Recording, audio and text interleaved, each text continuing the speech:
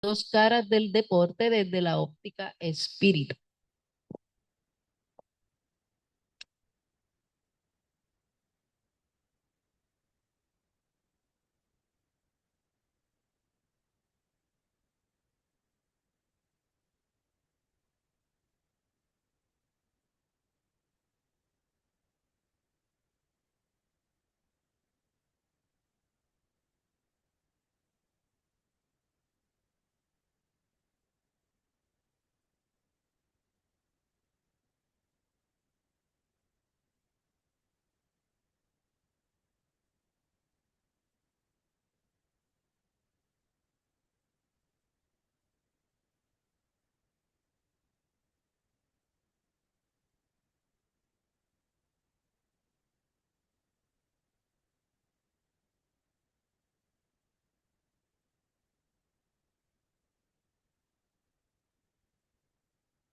Momentos bien interesantes. Hay como una inflexión eh, histórica en la manera en cómo se debaten los asuntos en el planeta y los que pues tenemos un poquito, vamos a decir, un poquitito más de conciencia sobre esos asuntos.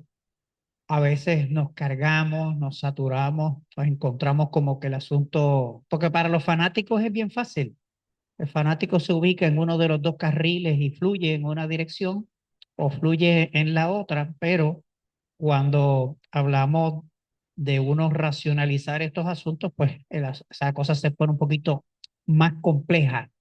Y por eso es que, por alguna razón, las cosas ocurren. Hemos estado abordando temas no convencionales dentro de lo que el movimiento espírita pues, se ha acostumbrado en época reciente, porque quiero que tengamos conciencia de que hubo una época donde había otras formas de ver las cosas, donde nuestros hermanos del movimiento pues se involucraban en la política, se involucraban en las luchas sociales, las luchas laborales, sindicales, de todo tipo. Pero de cierto tiempo para acá, pues nos habíamos mantenido más en la parte de profundizar, filosofar, pero creo que es momento de retornar a nuestro origen, a nuestras raíces y empezar a hablar de diversos temas que son necesarios, que es necesario entenderlo para poder ver esta panorámica que tenemos hoy día un poquito más amplia. Y uno de esos temas que parece simple es el deporte. Hemos estado abordando el tema de la música, que poca gente pues también le presta importancia, pero la música también tiene una relevancia grande en nuestras vidas. Y la parte de los recursos naturales, que es un tema que vamos a estar tratando la próxima semana en el grupo de INESI, porque muchas de estas charlas, ellos me pidieron que si las podía dar allá, las damos allá y algunos casos, pues, principalmente aquí es que hemos estado repitiéndola, porque esa de los recursos naturales es bien interesante, porque lo más que ansía un país es tener recursos naturales porque eso significa riqueza. Pero desgraciadamente hay que mirarlo ahora desde otra óptica porque eso significa desgracia en algunos casos. Y ese tema lo vamos a estar tratando el jueves. Hoy estamos con los deportes porque es un área que no debemos pasar por alto porque como que lo damos por hecho. Vamos a empezar entonces. Déjame ver si tengo aquí el... si voy. Ok. El deporte, vamos a estar reflexionando sobre este tema que ocupa una gran parte de la vida moderna, el deporte y la competencia, porque es que cuando hablamos de deporte va de la mano porque hay que competir para hacer deporte. Es importante indicar que lo que en un principio parece ser un juego inocente o un medio de salud corporal se ha convertido en un fenómeno cultural, social y económico de gran magnitud, con la capacidad de afectar no solo a los que lo practican, sino también a los que lo siguen. Tiene raíces sociales y económicas muy profundas en la mayoría de las sociedades y por eso suele practicarse casi como un ritual sin analizarlo ni verlo en toda su dimensión. Y eso se debe a que se asume que el deporte es totalmente bueno y que cualquiera que lo cuestione hiere sensibilidades y ofende a los que lo practican, que casualmente resulta ser nada más y nada menos que casi la totalidad de la sociedad. Por eso estoy consciente de que navego en aguas turbulentas, pero para el espiritismo no puede haber temas sagrados o intocables. No puede. Aquí no podemos de que porque alguien se moleste o porque crea divisiones y de qué es que se trata sino, gracias, y de qué es que se trata sino de que ocupemos una posición en un tema, pues o estamos a la derecha, a la izquierda o al centro, pero hay que asumir posiciones. El espírita no puede ser cobarde, ni le puede tener miedo a hablar de X o Y tema por miedo a que nos cause divisiones. Nuestros lazos fraternos tienen que ser lo suficientemente fuertes para nosotros poder disentir. Y como decía doña Concha Meléndez, disentir no es desamar. Es sencillamente tú tienes una opinión y yo tengo otra. Hoy yo vengo a exponer la mía con mucho respeto y ustedes asumen la posición que mejor entiendan. Porque nunca ninguna de mis conferencias la he hecho para convencer a nadie. Porque ni esa es mi función, ni me interesa ni como espíritu yo no puedo cargar a nadie. Sencillamente uno aclara un poco como el que desempaña el cristal del carro para ver la carretera y usted decide si doblar a la derecha, a la izquierda o sigue en ese carril. Pero no podemos en ningún sentido venir a decir que es que queremos que usted piense ahora esto sobre el deporte. No, no, no. Nada más lejos de la verdad. De hecho, los otros días en la emisora WPR aquí de Mayagüez, que yo participo, pues me dieron el honor de hacer el análisis de las noticias del año. Y al final yo le agradecí a la gente, les digo, y yo agradezco a los que coinciden y a los que no coinciden, porque precisamente eso me están demostrando que están pensando. Nada más el ejercicio de usted disentir y pensar, ya eso es ganancia. Porque como decía don Justo Concepción de la Cátedra Emilio Castelar de Camoy, hay que hacerse de ideas propias.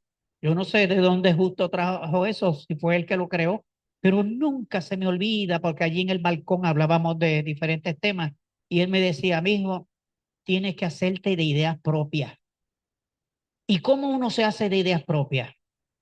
Usted escucha a Caldet, escucha a León Denis, escucha a Trincado, escuche a, qué sé yo, a Chico Xavier, al que sea. Y usted hace su propia composición de lugar. Yo tengo un discípulo que lo amo mucho, que estudió filosofía, pero cada vez que va a hablar de filosofía empieza a citarme los filósofos. Yo digo, mismo no, porque eso es como hacen los religiosos, pues según San Pablo, según San Pedro, según San Mateo y según San Juan y según usted, ¿qué? Por lo tanto, nosotros tenemos que hacer un recogido de todos estos temas y hacernos de unas ideas propias que no siempre van a estar de acuerdo, porque si yo no entiendo algo de lo que dijo Kardec, no es para combatirlo, sino para dejarlo a rescoldo hasta que lo entienda. Y si en un momento dado creo que lo entiendo, o pues lo sigo o no lo sigo. Pero no podemos, bajo ningún sentido, crear ese vacío y empezar a repetir lo que dijo aquel, lo que dijo el otro. No, no, lo que digo yo, lo que pienso yo, porque cuando yo vuelva a encarnar probablemente no voy a tener esos libros, quizás ni conozca a esos filósofos y solamente voy a tener conmigo lo que hice mío, porque nada le garantiza a usted que usted la próxima vez encarne en el Congo o por allá en Australia o en Nueva Guinea y que tal vez no tenga los libros espíritas con usted. Quizás no vamos a tener a Flavio, a Gregorio, a Josip, a Ruth, no, posiblemente no. Ni vamos a tener los libros etrincados, ni los libros Jamatiz, ni los libros del otro. Pero ¿qué va a brotar automáticamente de nosotros? Ah, todo lo que llevamos que es nuestro, que lo hicimos nuestro. Por eso es la importancia de todas estas conversatorios, charlas, conferencias, que de todas vayamos tomando pedacitos para construir nuestra propia forma de pensar, para que entonces seamos libre pensadores, que era una de las cosas más importantes que se habló a principios de siglo Corchado y Juarbe, Comatiense y Cintrón, era un movimiento de libre pensadores. Así que, volviendo al tema, eh, yo estoy consciente de la complejidad de este tema, así que al igual que en temas anteriores, asumo toda la responsabilidad por lo que voy a exponer aquí, esperando que generemos una conversación razonable, saludable y desapasionada para el bienestar y el equilibrio de nuestro acervo intelectual y espiritual. Comenzaremos diciendo que no todo lo que ocurre amparado en el deporte es positivo, como no lo es en todas las disciplinas. Junto a la disciplina y el esfuerzo, vemos rivalidades, vemos violencias, vemos nacionalismos exacerbados y fortunas desproporcionadas entregadas a quienes dominan un balón, mientras algunos héroes anónimos, los que luchan por la humanidad, la ciencia y la educación, reciben un escaso apoyo por parte de esa misma sociedad. La pregunta es, ¿cuál es el verdadero valor del deporte a la luz del espiritismo? ¿Es progreso? ¿Es distracción?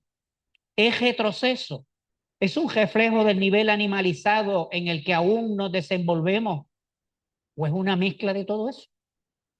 Veamos esa otra cara paso a paso y sin apasionamiento. La competencia y el espíritu humano. Mire qué interesante. Competir es parte de la naturaleza humana. Los animales que están sujetos a la ley de conservación y los humanos, como parte del reino animal, competimos por comida, por territorio, por parejas, etcétera. El juego, tanto en los animales como en los niños, es el preámbulo del despertar de nuestras aptitudes para la cacería, la lucha o la supervivencia. Por eso los cachorros y los polluelos suelen jugar durante su etapa juvenil. Sin embargo, en los animales menos complejos, como los insectos, el juego es casi inexistente. Entonces, puede que haya dos moscas brincando ahí. Usted cree que las moscas están jugando, pero realmente estarán haciendo cualquier cosa, pero no necesariamente jugando. Y en los reptiles no se manifiesta de una manera evidente. Es poco probable que usted encuentre dos serpientes jugando, que encuentre dos caimanes jugando, que encuentre dos tortugas jugando. Eso es más propio de los mamíferos. En nuestro caso, desde niños buscamos medirnos con otros. ¿Quién nos recuerda esto? Vamos a ver quién coge más rápido. Vamos a ver quién salta más alto. Vamos a ver quién tira la bola más lejos. Vamos a ver quién tiene más fuerza. Y a veces vamos a ver quién aguanta más la respiración, que acaba uno como un tomate afichado. Pero eso lo hemos practicado todo. Así que esa parte de medirnos y de competir es innata en nosotros porque ayuda al desarrollo de las aptitudes de la materia, recalco. Ese impulso viene de dos fuentes. El instinto de superación, que puede ser sano y constructivo. Nunca estamos diciendo que superarse sea malo, no. Puede ser sano y constructivo, pero también proviene del orgullo y el egoísmo que generan frustración en el que pierde y vanagloria en el que gana.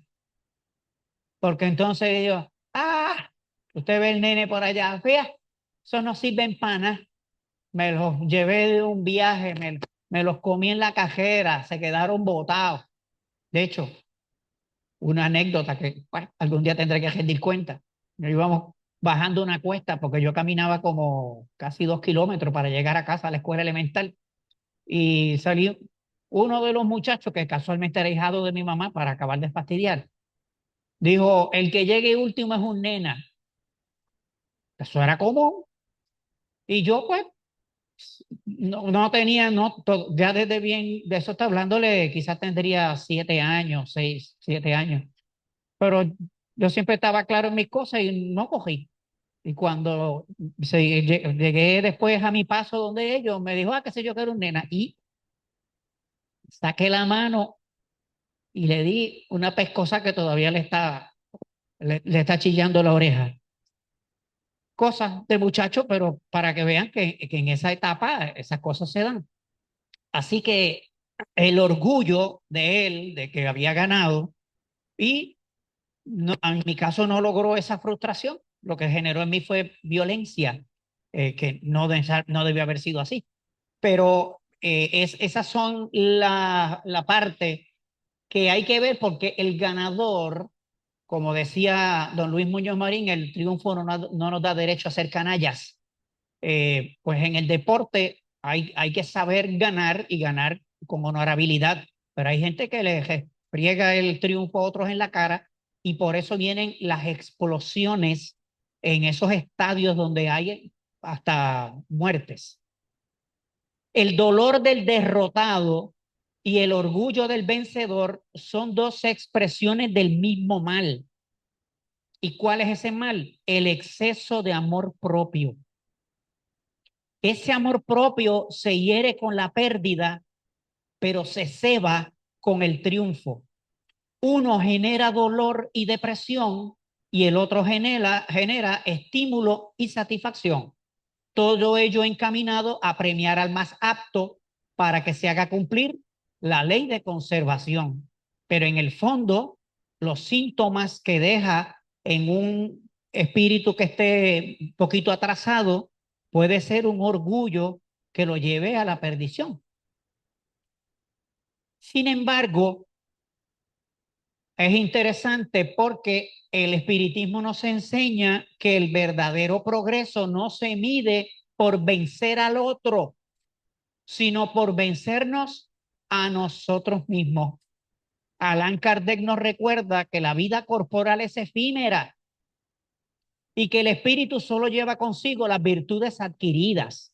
Entonces, desde la óptica del progreso del espíritu, más allá de la ganancia muscular y de las aptitudes físicas que pueda obtener la materia, ¿qué valor trascendente tiene cestar una bola, romper un récord o llegar primero a una meta? Da trabajo que digiéranlo, pero en términos trascendentes para el espíritu, eso se ha hecho montones de veces y en algunos casos eh, tiene un momento de euforia, pero pasa. Entonces, lo efímero del esfuerzo físico y lo económico. El deporte moderno consume recursos colosales. Hay estadios que cuestan millones, mientras hay escuelas y barriadas que carecen de pupitres y hospitales de medicina. De hecho, hay un caso que creo que fue del Congo, que el equipo estaba a punto de ganar y porque el equipo no ganó, era un dictador cuando llegaron, los mataron a todos. Es una cosa espantosa. Eh, por otro lado, la inversión total de la humanidad en ese renglón ni siquiera en las redes está cuantificada. Es una cosa estratosférica lo que cuestan las pistas, las canchas, las piscinas, todo lo que ha invertido en ese renglón. Por otro lado, el nacionalismo extremo hace que los países pobres se sientan orgullosos de este tipo de inversión, aunque ello signifique privarse de recursos que son necesarios para otras prioridades. En otras palabras, después que nuestro equipo gane, no importa que tengamos incubadoras para nuestros bebés recién nacidos. Entonces, ¿es ese nacionalismo el padre protector detrás de muchas de esas inversiones, excesos y tiranteses entre los diferentes grupos y países? Una batalla entre banderas, fronteras y naciones. ¿Cómo se alinea esta realidad con el concepto del hombre extranjero? Porque si estamos tratando de eliminar el hombre extranjero para que seamos todos ciudadanos del universo, pero por otro lado, cada vez que plantamos una bandera en un partido de deporte, estamos marcando una guardarraya. No digo que esté bueno o que esté mal, estoy trayendo el punto a evaluación. Una batalla entre banderas, fronteras y naciones, ¿cómo se alinea eso con la fraternidad universal? ¿Habrá que dejotar esa conducta en algún momento para que la fraternidad universal surja? ¿Puede ser este un obstáculo de tantos otros, quizás el más pequeño, pero obstáculo al fin, de esa fraternidad universal? ¿Podremos ser fraternos mientras estemos peleando porque pues el equipo tuyo y el equipo mío y el país tuyo? Por otro lado, ¿cómo esos gastos encuadran dentro del balance que debiera imperar entre lo útil y lo agradable, como sabemos que expresaba Trincado con regularidad? Visto desde ese punto de vista, ¿será que necesitamos pasar por esas experiencias hasta aprender a competir sin odiarnos? Debe ser ese el primer escalón. ¿Cómo competir sin odiarnos? Porque hay competencia con odio, hay competencia con el cuchillo en la boca, pero puede ser que eso sea así. O ganar sin humillar al adversario. Puede ser que ese sea, esté ahí ese escalón para que de alguna manera, una vez ganamos, bajamos de allí, le damos un abrazo y le damos las manos. Vemos que algunos equipos cuando termina el partido van, se dan la mano y se saludan. Un gesto fraterno, muy bonito. Así que son cuestionamientos que estamos tirando. O perder sin frustrarnos. ¿Quién pierde sin frustrarse? Siempre que perdemos, cuando vamos al casino, miramos la máquina y como que nos dan unas ganas de acariciar la pantalla y los controles. Y usted ve que le damos al control. O cuando vamos el billetito de lotería y vemos que no tiene nada, como que lo rompemos con cariño. Porque... Así que, ¿cómo podemos aprender a perder sin frustrarnos? Esta puede ser una buena escuela. Por algo está ahí. Por eso que quiero traer que lo analicemos en ese punto de vista, porque visto objetivamente, y si usted lo entiende, va a ayudarnos a progresar, porque todo cuanto existe ayuda al progreso. Eso no tenga duda. Pero no es para que tampoco nos quedemos encajados. Como decía Julio Iglesias, tropecé de nuevo con la misma piedra. Así que hay que mantener ese balance entre lo útil y lo agradable. Algunos países invierten más en canchas que en laboratorios de investigación o en su soberanía alimentaria.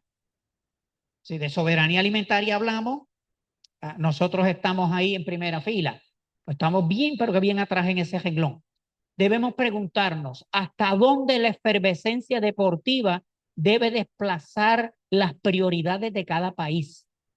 Se gastan fortunas en propaganda y premios para un jugador, mientras un científico que probablemente descubre una vacuna apenas recibe un salario modesto.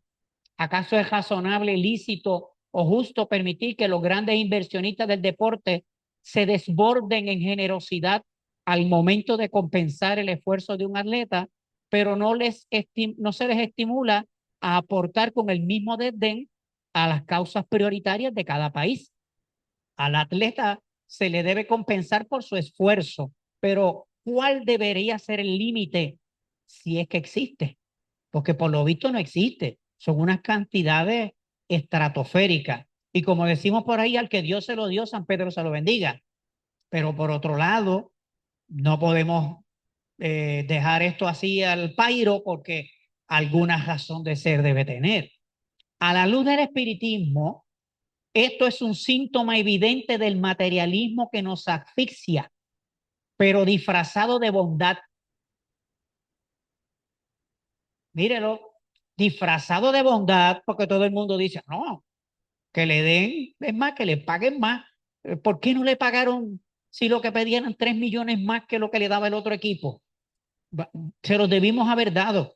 Ah, pero es que nosotros estamos con una junta de control fiscal. No, Los otros días conocí un atleta, me lo presentaron, qué sé yo de qué estado de Estados Unidos. Él está en el equipo Los Patriotas del Ares. Yo lo miraba así porque era alto y yo decía, ¿patriota de qué? Sí, no, nunca se llena, le ha caído un chipito debajo de allá del Río Prieto, del barrio Bartolo, de Mirasol, debajo de la uña del pie.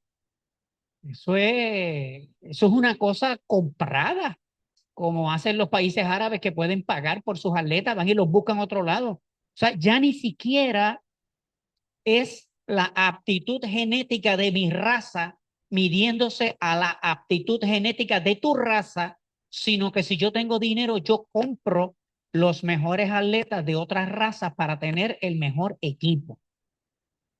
Y ahí, como decía, creo que era Facundo Cabral, creo que era uno de ellos, que decía que la única manera de que legalmente un negro le diera una pescosa a un blanco y no lo metieran preso era en un ring de boxeo.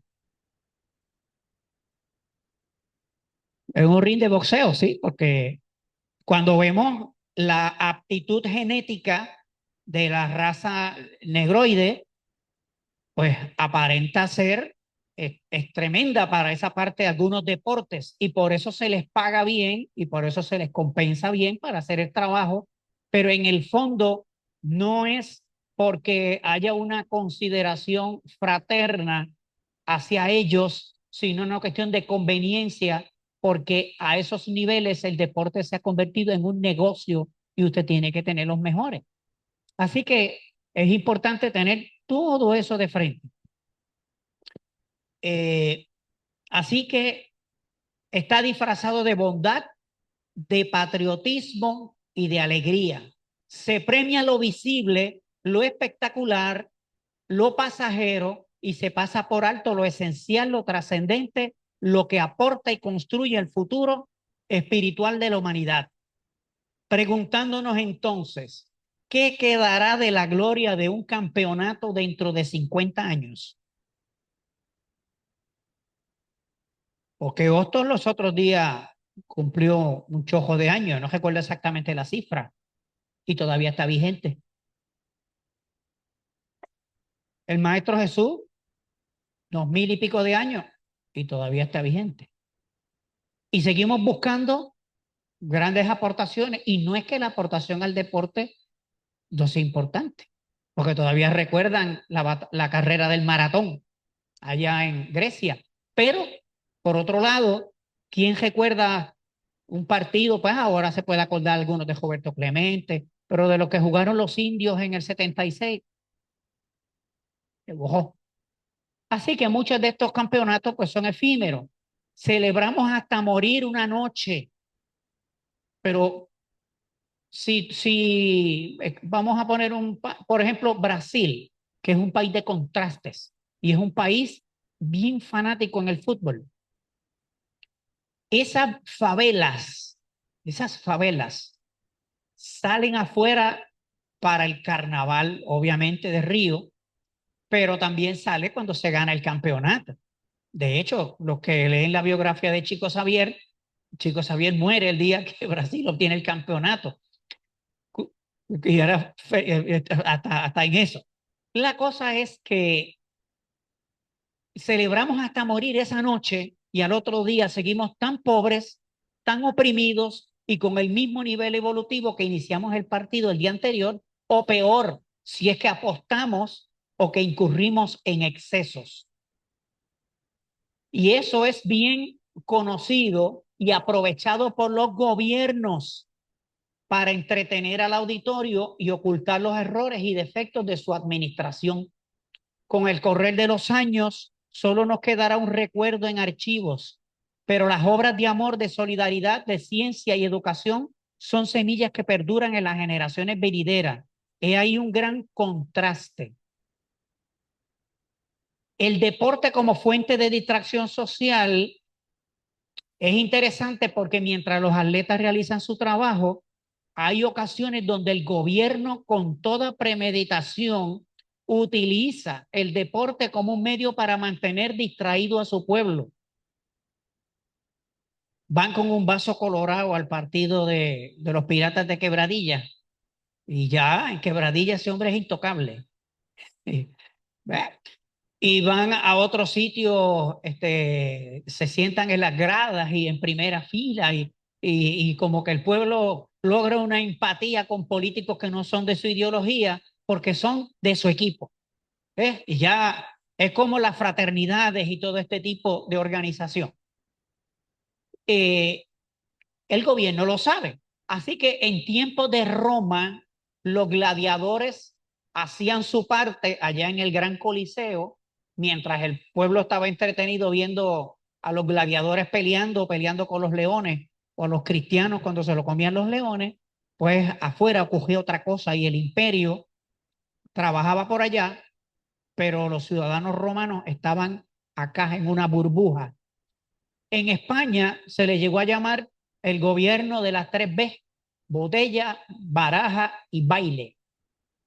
Debido al gran auspicio que la sociedad suele darle a los eventos deportivos, tales momentos de distracción son usados por el Estado para realizar cambios administrativos, aprobar leyes a las espaldas del pueblo. El partido es esta noche, vamos a sesionar a esa hora y aprobamos esa ley y le metemos un impuesto a qué sé yo, a las bolas de baloncesto y cuando usted viene a ver, usted estaba celebrando allá y acá nos estaban crucificando. O para aprovechar los eventos y proyectarse en las multitudes. Por otro lado, el consumo casi hipnótico de eventos deportivos en la televisión, porque hay gente que los fines de semana tienen el six-pack al lado de la silla y están viendo juegos de pelota ahí desde que empiezan. Yo tengo un hermano que eso, si le dejan el día completo, está viendo esa cosa. Entonces, eh, esos eventos a veces esclavizan a los seguidores a tal nivel que descuidan sus responsabilidades sociales y familiares. Pues es más agradable asistir a un partido de fútbol que a una reunión de la comunidad o a una reunión de renacimiento, a una vista pública o atender a las necesidades del abuelo. O sea que hay diferentes tendencias. El fanatismo y la violencia en el deporte. El deporte que debería unir a menudo divide. Basta mirar los estadios de fútbol donde los fanáticos se enfrentan como si fueran ejércitos. El fanatismo deportivo perpetúa el espíritu tribal. Es un espíritu tribal, no hay análisis. Mi equipo contra el tuyo, mi bandera contra la tuya. Es una especie de guerra sin municiones o sin misiles, pero es una guerra. Aunque en ocasiones vuelan sillas y corre la sangre y vuelan cantos de hielo.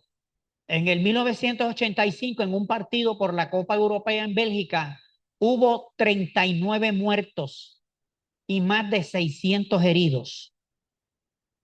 Si eso es mente sana en cuerpo sano, pues que venga Dios y lo vea. Por un lado, intentamos acabar con el fanatismo religioso y político, pero por otro lado lo alimentamos en el deporte. Tildarnos de ser fanáticos políticos o religiosos es motivo de insulto. Cuando usted le dice, tú lo que pasa es que eres un fanático político, usted se ofende. Lo que pasa es que tú eres un fanático religioso, no se ofende. Pero tildarnos de ser fanáticos en el deporte es un halago, es motivo de orgullo, de lealtad a los nuestros. No, soy fanático. Ah, muchacho, y yo también. La palabra fanático no puede ser tan elástica. Puede ser tan elástica. Hay que tener cuidado como la usamos. Sin embargo, el fanatismo es siempre enemigo de la razón. Siempre. Búsquelo como lo busque. Eso le puedes tirar el chique como usted le dé la gana. ¿Por qué? Porque ahí no hay análisis. Porque usted está con ese equipo, pues porque usted le da la gana. ¿Cuáles son las razones? O porque yo nací ahí. Pero si hay gente que nunca en su vida ha ido a Chicago o a Nueva York y se matan por una goja de los Bulls o una goja de los Sox o de qué sé yo qué, y pelean y discuten, pero si usted no ha salido de dulces labios, y usted no salió de pileta ni de callejones, y tú no sabes ni dónde queda ese estadio, y tú estás con esa cosa, con esa gente. sea, ahí es que entonces miramos, vuelvo y digo, no es que eso esté malo, no vaya ahora a pensar que esa gente están para echarlo para psiquiatría. Lo que estoy trayendo son los puntos para análisis. Así que ese es el punto. Porque la realidad es esa. Yo no ubicarme como fanático de un equipo que yo ni los conozco, ni nunca he estado en su estadio, ni siquiera sé quiénes son, pues como que está fuerte. Ahí no hay ni siquiera cuestiones de nacionalidad. Ah, y cuando es del Barça, el Barça y cuál es el otro, de España, porque eso se matan por el gran, qué sé yo qué. Bueno, así que cuando nosotros vemos esa palabra, el fanatismo, que es enemigo de la razón y de la fraternidad, venga donde venga y se exprese donde se exprese, porque sus resultados a la larga o a la corta son contraproducentes para el progreso del espíritu. Yo soy simpatizante del equipo de los Patriotas del Lares. ¿Por qué? Porque soy lareño. Simpatizo, pero fanático. No, hasta ahí yo llego, no. Yo soy fanático de nada, porque es que no puedo, no, no puedo ser. Eso es como si usted hace una encuesta en el barrio de las prostitutas, usted hace una encuesta, ¿verdad? Y hace un referéndum. ¿Quién está mal? Pues la mujer decente. Ahí pierde el referéndum obligado. Así que, y no necesariamente porque tengan razón, es que sencillamente estamos hablando de las masas y las mayorías. En ese sentido, el espiritismo enseña que el verdadero espírita se reconoce por sus esfuerzos para dominar sus pasiones. Sin embargo, vemos cómo en el deporte moderno las pasiones son avivadas deliberadamente por la industria del espectáculo y los inversionistas que desean vender ropa, equipos deportivos, suplementos alimenticios, autos o alcohol, utilizando al deporte como señuelo. En lugar de apagar el fuego del orgullo, lo alimentamos al extremo de que en ocasiones degenera en violencia. Eso sin contar los deportes donde el agredirse o hacerse daño físicamente es el criterio utilizado para ganar o perder. Mientras más puños le dé al otro, olvídese. Y si le puso un ojo así, y si sangró, mejor todavía. Y si le partió la nariz, olvídate. Y si el cerebro se lo sacudió y lo tiró a chocar, hay que aplaudirlo, porque usted... Pero cuando nosotros como espíritas analizamos todo eso, habrá que llegar a ese extremo. Estará eso al nivel, y no el que le diga, porque yo todos esos partidos los veo, pero los veo con objetividad. No dejo que eso me arrastre. Y déjeme decirle, arrastra uno, porque cuando en el sitio que usted esté empiezan a gritar, usted está en el negocio y la gente empieza a gritar, usted hace, y al último termina gritando, eso es una ola energética que se lo lleva. Así que el cuerpo es el templo del espíritu y termina mutilado en vez de fortalecido en un deporte, dando al traste con el concepto de mente sana en cuerpo sano, que eso lo decía Juvenal, un poeta griego. Aunque es de lamentar que en algunos eventos hay atletas que llegan al extremo de perder sus vidas producto de accidentes durante las competencias o por consecuencia de los golpes recibidos durante un enfrentamiento deportivo con su oponente.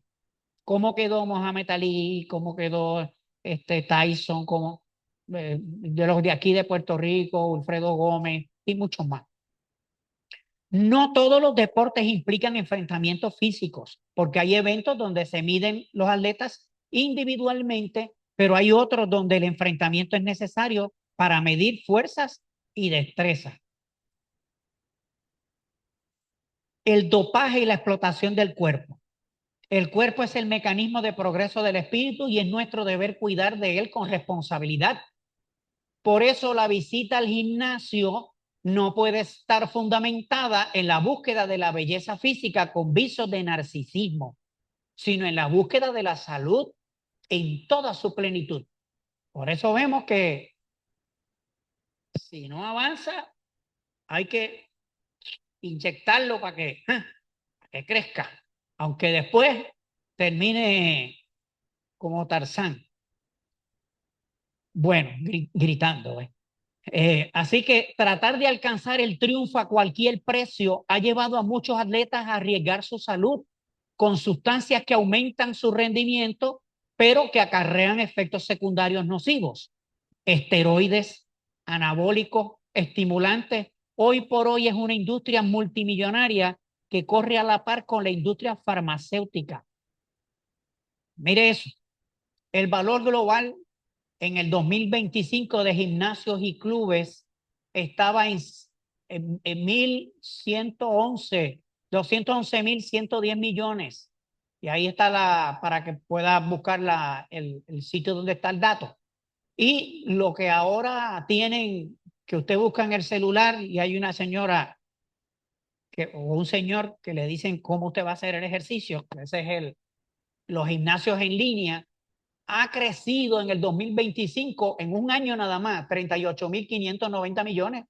Ahora, porque usted, en vez de ir al gimnasio, usted tiene su propio entrenador en la casa.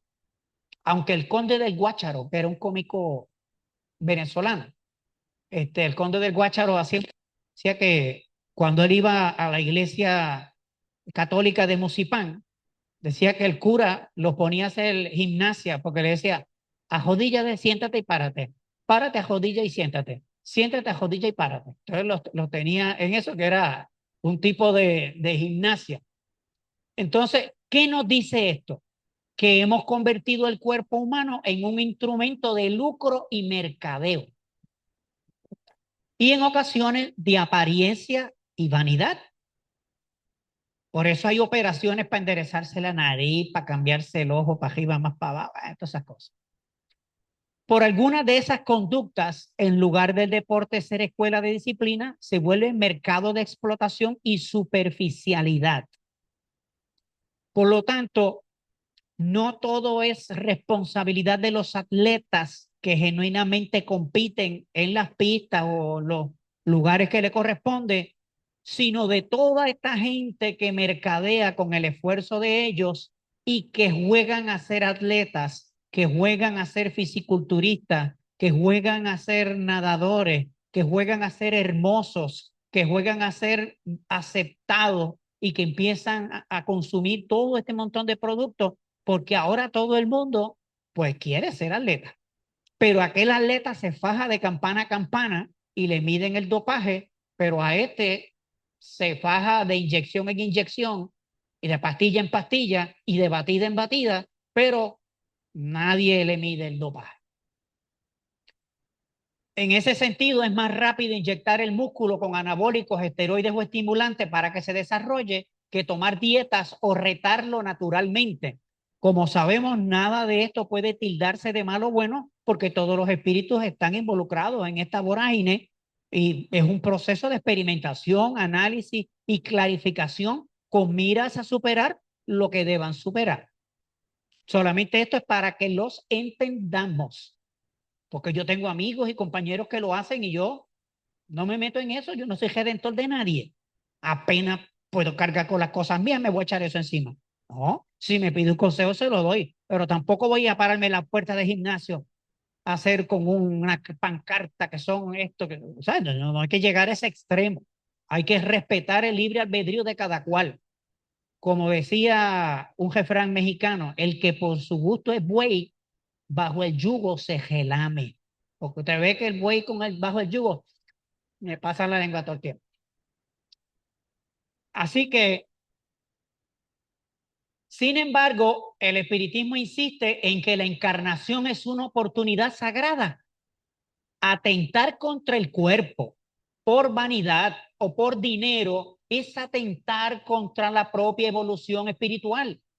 Si bien es cierto que no hay ninguna transgresión a los principios espirituales por practicar algún deporte, debido a los enfoques que la nueva sociedad le da a los mismos, resulta ser un gran reto para los que se involucran en ese campo, porque antes era otra cosa. Ahora se han metido unos elementos ahí que realmente juegan con la nacionalidad suya, porque si usted va a competir ahora por el equipo del Maní, pero le pagan mejor del equipo de allá arriba de Barcelona, pues se va con aquel. Y ya aquellos principios de lealtad, ese orgullo de su barrio, de que usted va a representar a su gente. Entonces usted va a jugar en contra. Eso es decisión suya. Pero en el fondo, aquello quizás tenía unos principios, vamos a decir, loables, y ahora pues unos principios de oportunismo y de cálculo económico o de fama. Y eso pues son los elementos que van entrando. Por eso es que, nuevamente, no estamos diciendo que el deporte es bueno o malo, sino que vean que allá adentro, al igual que en cualquier rama, hay oportunidades y puede haber tropiezos. Vamos para aquí. Vamos a ver las fuerzas espirituales en el fenómeno deportivo. ¿Qué ocurre espiritualmente en un estadio? Piense esto. ¿Qué ocurre espiritualmente en un estadio con 50,000 personas gritando, exaltadas y vibrando de pasión por su equipo o su bandera? Con la mitad de esa energía, yo estoy seguro que yo sé aquí en el cuarto de desobsesión haría milagros. ¿Qué? Con una décima parte de esa energía. ¿Usted sabe la energía psíquica que se libera 50,000 personas en un estadio de eso? Es una ola que arrastra, se lleva a uno. Y el que esté libre de pecado, que tire la primera piedra. Todos nosotros hemos estado en algún momento donde la presión de los grupos nos arrastra y hemos hecho cosas que si miramos para atrás, ya, yo hice eso, pero no lo debí haber hecho. Y todos hemos estado en la manada. ¿Y por qué pasan esas cosas? Por la manada. Porque los perros, por ejemplo, usted puede ver un perro, al lado de casa había una perra y era del vecino. Nunca creó problema.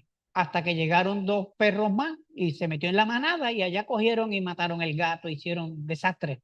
Porque él es el efecto de la manada, del grupo. Se envalentona, se crean unas energías que se van incrementando exponencialmente y por eso es que es tan peligroso muchos de los eventos políticos y muchos de los eventos deportivos y muchos de los eventos religiosos donde se acumulan muchas personas porque esa energía es exponencial y llega el momento en que si usted entra en sintonía, se va en el switch por ahí para abajo.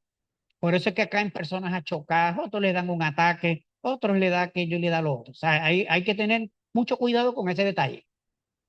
El espiritismo nos enseña que los espíritus se sienten atraídos por la afinidad de las vibraciones, ¿o no? Eso lo sabemos. Donde hay multitudes exaltadas por la violencia, acuden los espíritus inferiores que se alimentan de esas pasiones.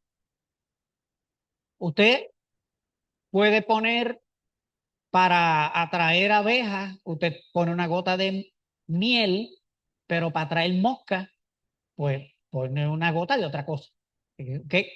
Cada uno atrae a cada cosa.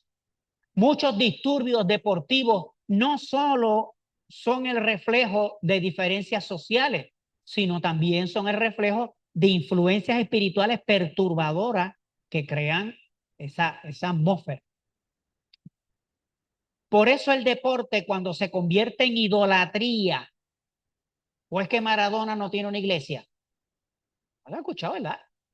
Ya, búsquela para que usted vea. Y llegaron a ser una iglesia de Maradona ya en Argentina. Era un culto enfermizo a la figura de un excelente deportista, porque de hecho lo era. Pero llegar a ese extremo como que se le fue el gatillo, ¿no? Pero ese es su nivel. Así que cuando se convierte en idolatría y violencia, es campo fértil para entidades atrasadas que disfrutan del desorden y del caos. Y es ahí donde el espíritu que lo practica debe poner el oído en tierra para no dejarse arrastrar por esa ola de energías enfermizas. Tenga extremo cuidado con su seguridad y la de sus hijos y familiares cuando inocentemente usted podría, asistiendo a un evento de esto que esté caliente, esté llevándolo a ser víctima de una estampida o de un enfrentamiento. Hay que ser juicioso. No es que no vaya, pero si usted lleva a una persona mayor que no tiene agilidad para salir en medio de una estampida o un niño Piénselo, porque lo pueden aplastar, porque de eso ya hay casos por montones. Cada cual es responsable de sus actos, pero no olvide, huye del peligro y no caerás en él. Ahora, vamos, ya le dimos como a gato que se mea en el fogón. Ahora vamos a hablar la parte positiva. Está bueno. ¿Sabes por qué, Dito, por qué decían eso? Era, era que antes, cuando hacía frío, pues en las casas se prendían los fogones para cocinar y por las tardes pues el fogón se apagaba, pero las cenizas y las piedras se quedaban calientes durante la noche. Entonces el gato, como le daba frío, pues se iba y se acercaba al fogón para calentarse durante las noches frías, pero a veces le daban ganas de ir al baño y hacía un hoyo en la ceniza y dejaba allí sus orines y cuando la señora llegaba el otro día y encontraba aquello que olía a, ya usted sabe, cogían al pobre gato y le daban una pela. Así que por eso se usa el refrán, le dieron como a gato que se mea en el fogón. Así que ya saben por qué que viene eso. Vamos a ver los beneficios de un deporte bien orientado. Para no quedarnos en el aspecto negativo solamente, o no negativo, no vamos a la palabra negativo porque estaríamos estigmatizando. Para no quedarnos en el aspecto de la crítica no constructiva, vamos a la otra. Es preciso indicar que el deporte también tiene grandes virtudes cuando se practica con equilibrio, disciplina y autocontrol. A través del riguroso programa de entrenamiento de su mentor, el atleta aprende a vencer la pereza y a ordenar su vida. Así se aplica al orden y deja atrás el desorden y a los excesos. Eso cambia totalmente su vida y le abre las posibilidades familiares, laborales y afectivas. Con esto, su mente se proyecta a otro nivel y en vez de sintonizar con pensamientos y energía destructiva, toma el control y se orienta hacia una meta definida y positiva.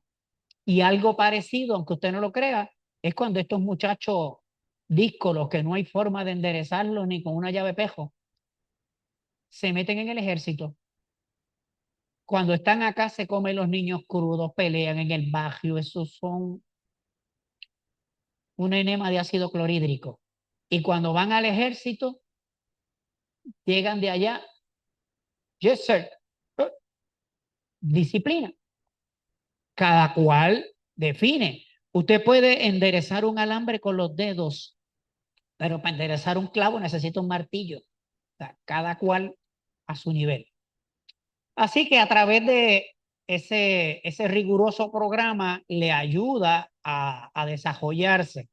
También la salud física en el ejercicio fortalece el cuerpo, que es el vehículo del espíritu. Al mismo tiempo, su salud mejora. Y mientras entrena, le da orden a sus pensamientos con miras a convertirse en un buen atleta y en un mejor ser humano. También le ayuda a trabajar en equipo. Si es un atleta que es parte de un equipo, aprende lo que es la cooperación y de la cooperación a la solidaridad, lo que hay es un paso. De ese modo va deshaciéndose del egoísmo y el individualismo para priorizar los intereses del colectivo. Y ese es el preámbulo de la fraternidad. O sea, que el deporte puede ser una puerta a la fraternidad. El problema es que ese mercantilismo que hay actualmente que lo ha desviado un poco. También hay una parte que es la alegría compartida. Un juego entre amigos fortalece vínculos de fraternidad. Si nosotros jugábamos hoy, estábamos en equipos diferentes, nos entrábamos a chichonazo, tocaba el timbre, íbamos al salón, cuando salimos, vamos a jugar de nuevo. Y tú estás ahora en mi equipo, yo estoy en el de aquel, y cambiábamos de equipo. ¿Por qué? Porque es algo espontáneo.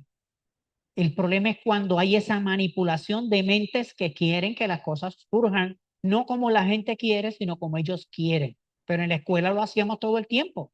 Éramos amigos y jugábamos y no estábamos con ese traqueteo. Así que el deporte permite que aprendamos a ganar y a perder. Poco a poco aprendemos a ganar sin que dichas circunstancias se produzcan cicatrices de dolor, remordimiento, complejos o venganza. Lograr una meta le aumenta la autoestima y lo hace sentir capaz y con ansias de superación. Esas experiencias las puede utilizar en su vida diaria o familiar con resultados positivos. En resumen, la clave está no en el deporte, sino en el propósito por el cual lo practicamos. Si el deporte es medio de salud, convivencia, recreación, es útil. Si se convierte en instrumento de orgullo, lucro y fanatismo, es una puerta al estancamiento y a la pérdida del rumbo en nuestro proyecto de vida. Si es que estamos a ese nivel, pero si es alguien que viene de abajo, pues está todavía buscando cómo salir del agua. En ese caso, el espiritismo no censura el deporte, sino el abuso en el que podemos caer al practicarlo de una manera irresponsable. No sería razonable prohibir correr, jugar o competir, pero debemos tener presente que todo debe estar al servicio del progreso moral trascendente y no de la vanidad pasajera. Conclusión, hemos visto las dos caras del deporte. La negativa, que está reflejada en el fanatismo, la violencia, el despilfarro, el uso de sustancias nocivas y el orgullo. La positiva, que produce disciplina, salud, sana convivencia, alegría compartida y, como reiterando lo que decía Juvenal, mente sana en cuerpo sano. El espiritismo nos invita a un deporte que fortalezca el cuerpo, pero sin esclavizar el espíritu, que fomente la fraternidad y no la rivalidad, que sea medio de unión y no de discordia entre individuos y países, que ayude a los deportistas a progresar y no a sucumbir ante el narcisismo, el orgullo, la vanidad y el liviano propósito de ganar por ganar. Un deporte en el cual tanto el gobierno como la empresa privada inviertan generosamente, pero sin comprometer los servicios básicos de la sociedad. Un deporte donde el atleta sea admirado por sus logros dentro de su campo, pero sin opacar a los que brindan servicios esenciales a la comunidad, de la cual el mismo atleta es parte integral. Ahora bien, como sociedad, preguntémonos para tener una idea de dónde estamos parados. Vamos a hacer este ejercicio. ¿A quién celebramos más? ¿Al que patea un balón o al que dedica su vida a la ciencia, a la educación o al servicio a los necesitados? Muy a pesar nuestro, la respuesta nos mostrará el nivel moral en el que se encuentra en términos generales nuestra sociedad, en términos generales, no todo, no generalizamos. Un nivel que en el renglón del deporte no cambiará fácilmente porque resulta antipático hablar de él o cuestionar su modus operandi. Pero como para el espiritismo no existen temas intocables, hoy decidimos abordarlo con mucho respeto, pero con responsabilidad. Espero que hayamos podido ofrecer nuevos ángulos para que cada cual llegue a sus propias conclusiones, que es el propósito. Y cierro el trabajo con una cita del Evangelio según el Espiritismo, donde dice, el verdadero valor del hombre no está en el triunfo material, sino en el bien que realiza a sus semejantes. Que el deporte, como toda actividad humana, sea para todos una escuela de fraternidad y superación y no un campo de orgullo y vanidad. Hasta ahí, muchas gracias a todos.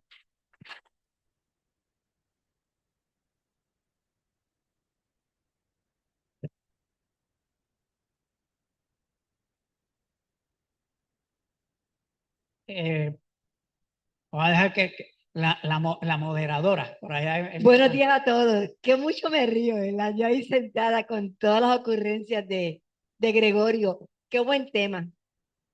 Qué buen tema y todos los hemos vivido. Yo lo viví con mis hijas baloncelistas, todo lo que pasaba, todo lo que pasaba en el deporte. Hay muchas preguntas, ¿verdad? Están abiertas a las preguntas. Hola, Miranda, Juan, bienvenidos todos. A mí me entristece lo del deporte, porque cuando yo escuché por primera vez la charla, ¿verdad? Que Gregorio participa en diferentes lugares dando estas charlas y cuando yo la escuché por primera vez, yo solamente pensaba toda la tristeza que yo tuve en las canchas de baloncesto. Cuando esos coaches lastiman a los niños. Y yo en par de ocasiones me atreví a bajarme de las gradas e ir a hablar con el coach y decirle varias cosas. Inclusive fuimos una vez a Bayamón, a la UPR de Bayamón, unas nenas de 14 y 15 años, y no habían baños para las nenas, y el baño que nos abrieron no podíamos ni, ni casi caminar de lo inundado que estaba con las condiciones. O sea, muchas experiencias muy tristes. Claro, aprendí. Y cuando él hace este análisis, yo digo, que muchas cosas nosotros observamos y callamos. Cuando Lozano se me sienta al lado, y bienvenidos, que son de Calle y David, se me sienta al lado y él habla del boxeo. Ella dice Pritchard, y yo dije, sí. Mi hija también estuvo en el albergue, y Pritchard era como 1 o 2 años mayor que ella. Y no tan solo eso en los coaches, el error que cometemos nosotros, los papás, cuando estamos educando en el deporte. También nosotros cometemos muchos errores. Esto es como para llevarlo a la humanidad entera, de verdad, porque esto nos sucede y somos muchos los involucrados. No educamos para el deporte. Pero la visión en una escuela de los papás, cuando es la clase de educación física, ay, qué bueno porque van a jugar. Y no es así. Recuerdo una vez, hace muchos años yo estaba aquí y había boxeo, y este que está aquí sentadito, que siempre me abrió los ojos, yo iba a ver el boxeo porque en mi casa se veía boxeo, se veía, luego yo no lo veo. Él me dijo, Ada, ¿tú te imaginas todos los espíritus que están encima de ti para que tú grites y empiecen, dale más duro, rompe la cara? Y yo me quedé como que ya, pero ahora que he aprendido un poquito, analizo lo que Gregorio estaba diciendo. Yo los invito a las preguntas, sus experiencias. Una vez más, gracias Gregorio, que ha hecho un esfuerzo increíble. Durmió en el hospital anoche con su mamá y para estar con nosotros, míralo aquí. Un fuerte aplauso a mi gran amigo Gregorio, que lo conocí en esta filosofía. Ajá, tengo a Celeste con una pregunta. Buenos días a todos. Le pregunto al profesor, ¿qué han hecho o qué ha hecho el Departamento de Educación para hablar con usted y coordinar una conferencia sobre este mismo tema que es tan y tan importante? Sí, cuando yo fui maestro y fui director escolar, eh, las guías curriculares que había en la parte de deporte eran, eran más bien como para mantener a los estudiantes distraídos y liberando energías que de otro modo podían ser canalizadas de una manera destructiva. Y sí tuve la experiencia de escuchar de unos maestros que, como bien decía Ada, eran maltratantes con sus atletas. Porque una cosa es que usted le pida al atleta un mayor rendimiento y otra cosa es que usted lo ofenda y lo trate de palabras sueces, porque eso es lo que hay. Y de una presión psicológica donde el atleta tiene que tirar con todo lo que puede. Llegar al Departamento de Educación con esta temática es bien complicado porque, como dije al principio, hay casi un culto al deporte y es como la religión. Son de esas áreas que son intocables y tal vez porque sus seguidores se denominan fanáticos de un lado y de otro. Pero es curioso, cualquier cosa que pueda usted decir o tocar la parte del deporte es sumamente explosiva principalmente en lo que serían esos círculos. Yo no tengo ningún problema porque yo sé que ahora estas conferencias se están subiendo a las redes y van a echar a correr por ahí para allá. Pero llegar al Departamento de Educación nunca lo he podido ver desde ese punto porque el problema no está en cómo el Departamento de Educación lo hace. Donde empieza ese mundo, esa vorágine, es fuera del Departamento de Educación, que es en los estadios, que es cuando entran ahí las compañías que pagan eh, pues para que se contraten las de publicidad, donde empiezan los apoderados de los equipos a ejercer presión. Ahí es que realmente está el mercantilismo del deporte. Todavía a nivel de la escuela, yo tuve la oportunidad de tomar curso en aquel tiempo era de tenis de mesa, pues no aprendí, pero pues me enseñaban a eso. Fuera de ahí no se salía. Cuando estuve en la universidad, tomé un curso de baile folclórico. Fuera de eso, no se salía. Y uno de natación, y fuera de eso, no se salía. Te enseñaban eso. O sea que en el Departamento de Educación, en esa parte se limita, y ahí no es que está el problema. Ahí lo que pudiera haber quizás es una concienciación mayor de que cuando ese atleta salga, no se deje manipular por todas esas fuerzas. Esa parte sí creo que se pudiera añadir al currículo, pero habría que ver. Pero donde realmente lo que estamos describiendo es el deporte cuando se y va a la calle, donde está toda esta vorágine entre países, que ya se sale del control de los grupos y de las escuelas. Gracias.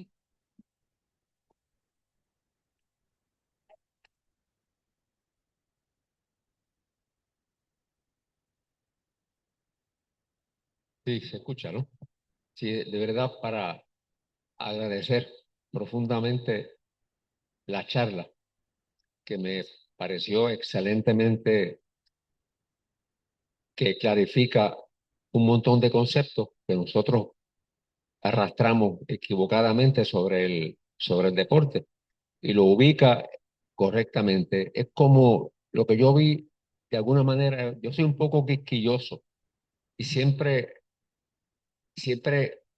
noto siempre cuando hay desafinación en la charla. Desafinación me refiero a cosas que contradicen principios, ¿verdad?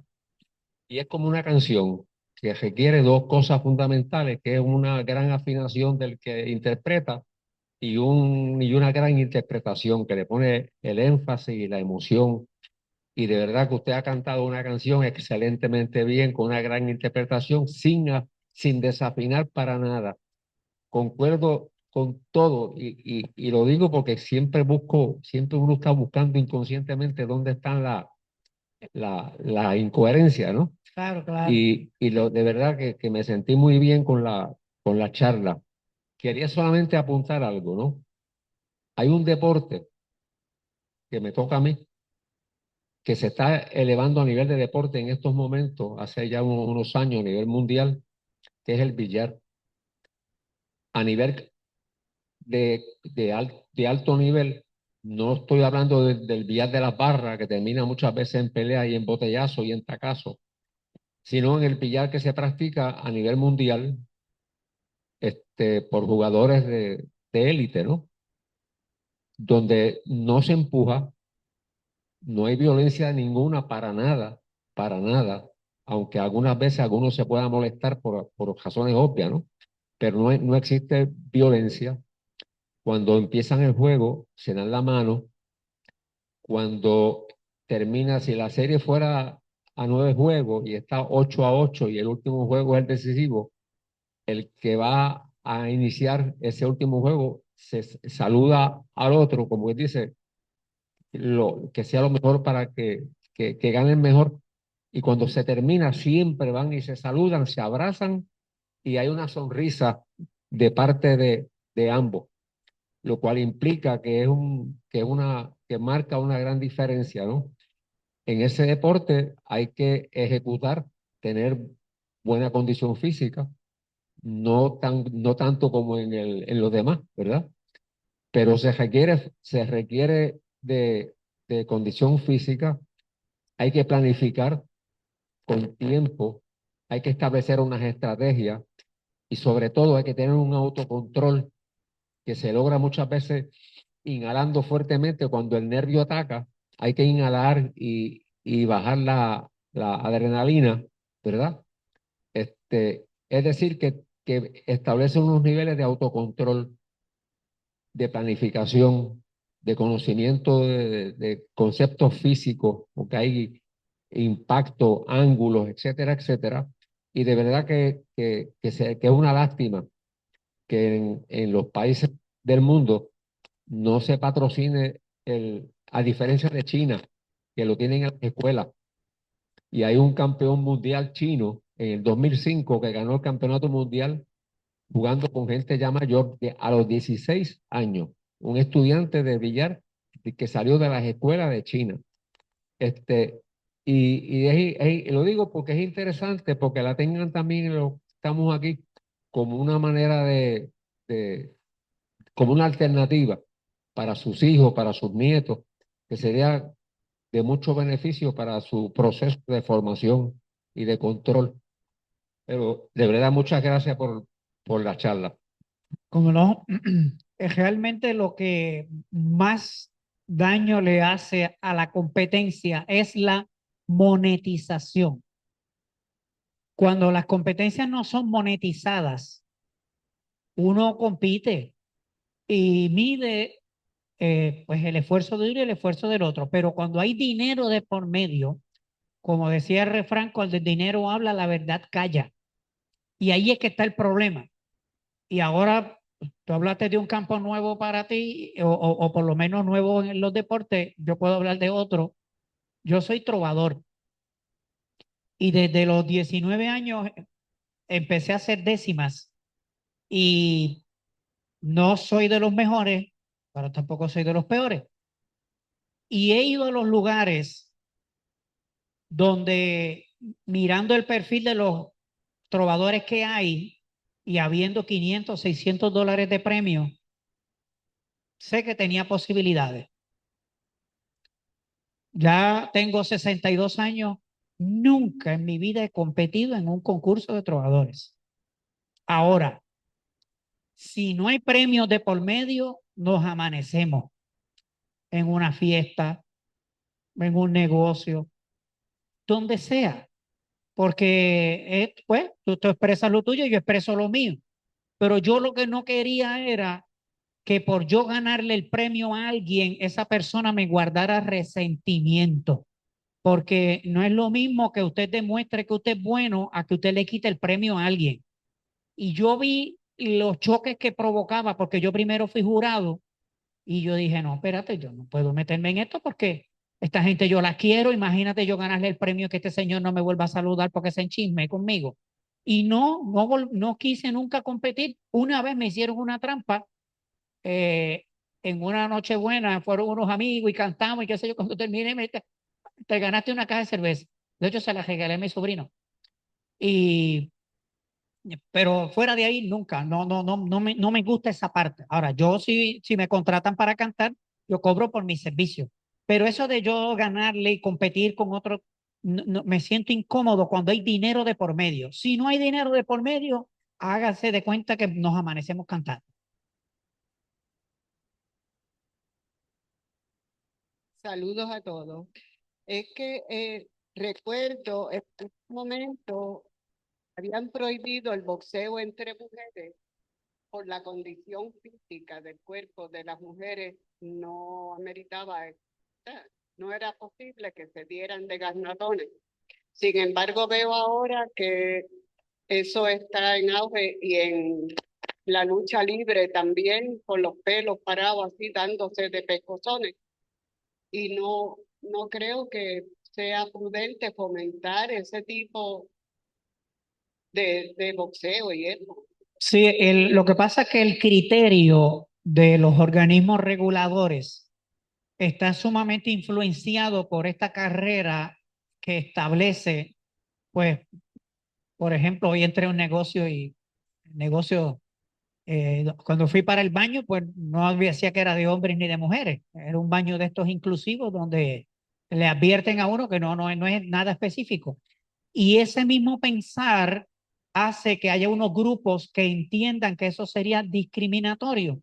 Y como es voluntario el que se quiera someter a eso, pues no se puede, los organismos no lo han podido regular o prohibir para evitar a que se entre a una crítica o una alegación sexista. Pero sí sabemos que anatómicamente el pecho de un hombre y el pecho de una mujer no son iguales. Y hay unos órganos y una forma en la que está hecho el cuerpo que puede permitir unos golpes y hay otras áreas que no están preparadas para recibir esos golpes. Y en eso es muy lamentable, pero en lo personal uno mira y yo tengo que decir, cuando yo estudié en una escuelita rural y me siento muy orgulloso. Yo nací por comadrona. Mi comadrona fue mi abuela. Me llamaba Gregoria Echevarría. Y así que de ahí viene mi nombre. Y estando yo en mi escuela elemental, lo que había era letrinas. En la caja de agua era una cisterna que se llenaba con agua de lluvia del techo, pero ya había llegado el agua de acueducto y lo que había una pluma pública, esas que eran de cemento, que tenía una basecita para poner el balde, donde la encargada de comedor llenaba el balde y allá cocinaba. Nosotros para tomar agua, pues había un bloquecito, nos trepábamos y con la mano bebíamos agua de la pluma pública. El gobierno no cobraba por usar esa agua, era gratis para el barrio. Y estando allí, no había nada de eso de deporte. El primer maestro de cuarto grado llevó unos bates, unos guantes y una bola. Cuando yo vi lo pesado y lo peligroso que era ese bate y vi a la velocidad que viajaba la bola, hasta ahí llegué. Entonces yo lo que hacía era que para poder jugar yo le decía, tú bate, yo cojo las bases. Bueno, yo estaba parado y cuando bateaba, pues entonces coge, pues yo salía, porque yo era bueno corriendo, pero yo no me atrevía. Imagínense, yo pesé 100 libras cuando llegué a la universidad, al colegio de Mayagüez. Imagínense si era flaco. El bate pues, era más grande que yo. Así que siempre le tuve respeto por las lesiones. ¿Y qué pasa? Que intuitivamente, el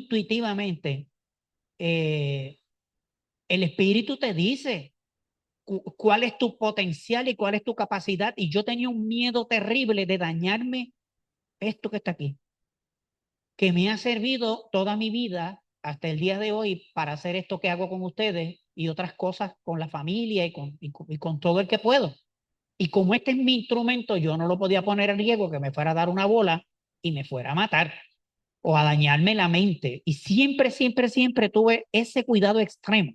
Y recuerdo a nuestro amigo que mencionó ahorita, don Justo Concepción, que se pasaba peleando con su hijo, que era doctor, era dentista, y él le decía, pero ¿cómo tú vas a arriesgar esas manos que vinieron para atender pacientes y para atender la salud a que se te vayan a dañar en un juego o se te parta una mano o un dedo?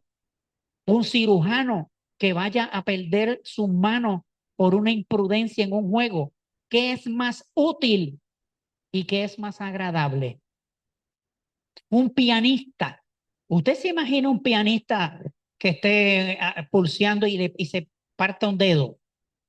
O qué sé yo, cualquier cosa que usted quiera pensar.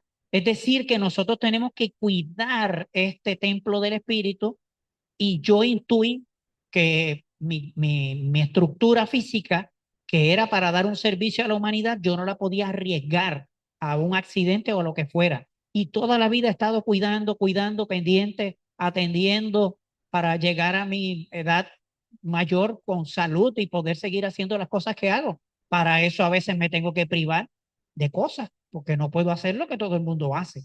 Tengo que hacer lo que mi cuerpo me dicta y por eso como atleta, el atleta tiene que tener cuidado hasta dónde llega sin comprometer, porque ¿qué hace si ya a los 30 o 35 años prácticamente lo dan de baja porque ya no es útil, ya no rinde postura como la gallina y de los 35 está empezando a vivir y qué hace el resto de su vida? sea, que hay que medir.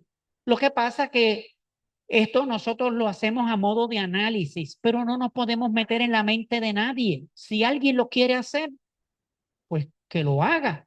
Si no le pasa nada, pues amén. Y si le pasa algo, aprenderá una lección.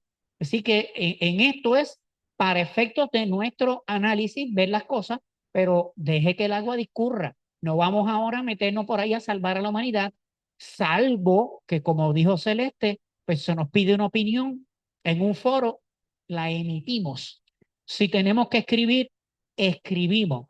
Pero irnos por ahí a tratar de cambiar a la gente, dura cosa te es dar contra el aguijón, como dice la Biblia.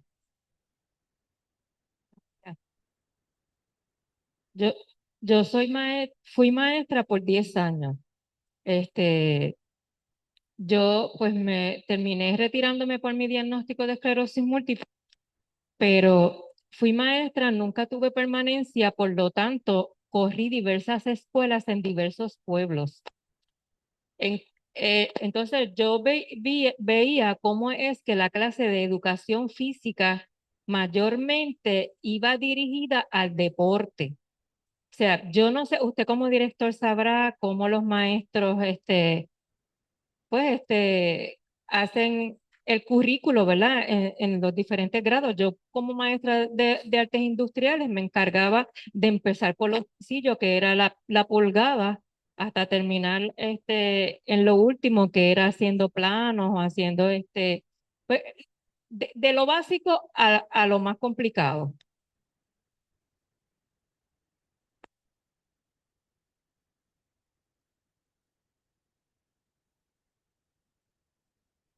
Sí, Pues que yo como maestra de artes industriales, pues me encargaba de mi currículo hacerlo como correspondía, de lo básico a lo más complicado. Entonces, solamente vi un compañero maestro en Cabo Rojo tratar de enseñar acerca de lo que es la educación física, o sea, del cuerpo.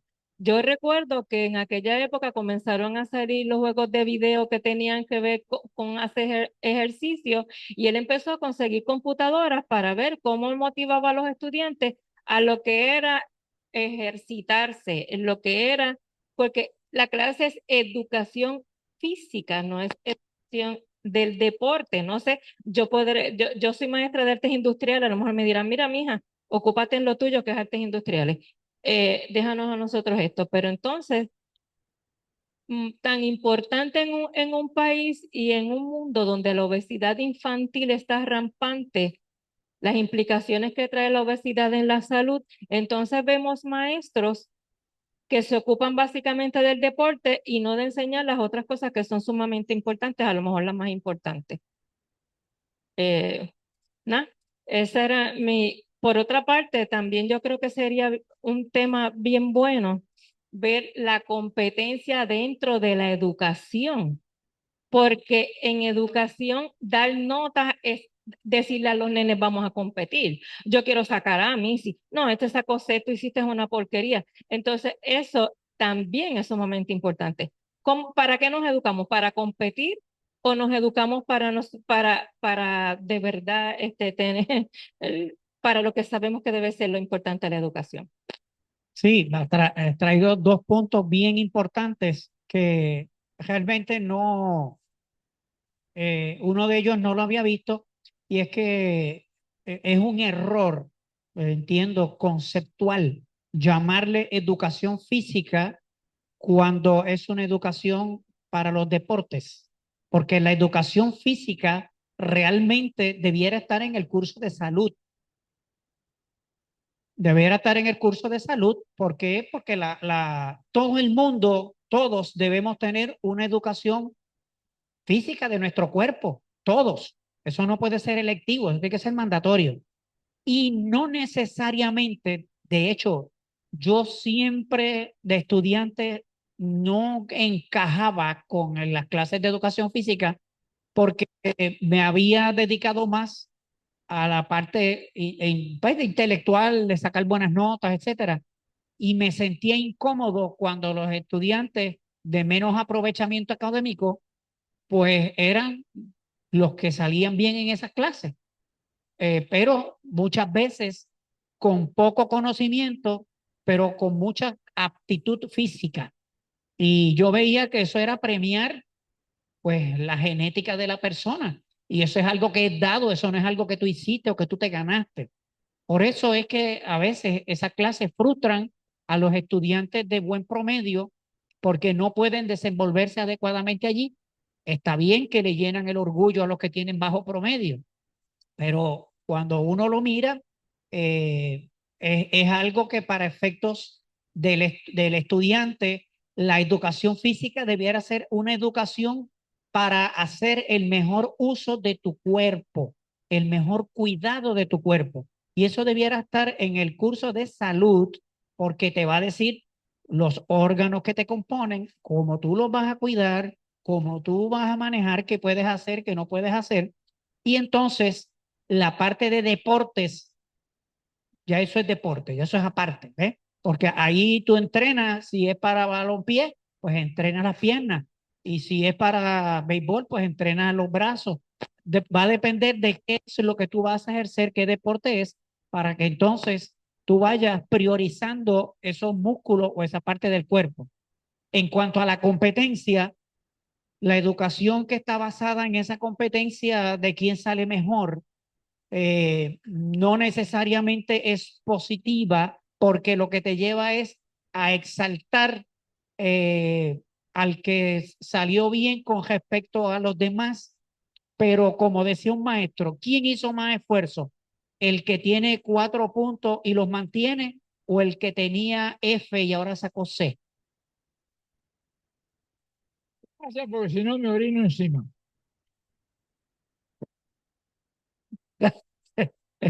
Él vino aquí a excusarse antes de subir para allá. Yo digo, no, estás excusado, te doy permiso. Ay, Flavio. Pues ese maestro era un maestro de Italia también la doctora Montessori tenía ese mismo concepto. Es una pena, era un canal de televisión, creo que era el 34, donde pasaban eh, documentales de todas estas personas y ver cuál era la técnica. Y este señor le decía, no, no, no, no, no, yo no voy a dar notas. No, el estudiante se supera a sí mismo, no es con respecto a otro. Aquel tiene su ritmo, este tiene el suyo. Y esa fue una de las preguntas que le hizo, yo lo aprendí de él.